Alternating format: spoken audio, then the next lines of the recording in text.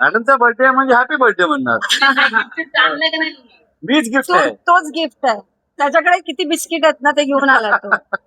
मी real biscuit घेऊन आलो. हो या हे नाही जाणार कधी. गोल्ड बिस्किट पेक्षा हे महत्वाचं आहे. ऍक्च्युली तो त्याचं येणं आणि प्रेम देणं हेच महत्वाचं. दीपालीचं आमच्या दीपालीचं बर्थडे आहे. ही बिग बॉस मध्ये आम्ही केवढंही भांडलो ना हा ते चालतं, ते गेम आहे.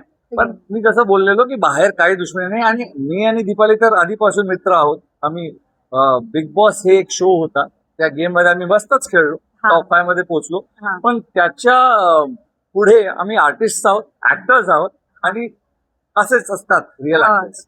विशालने तुम्हाला त्रास दिला होता का? खूप मला विचार खूप त्रास दिला होता.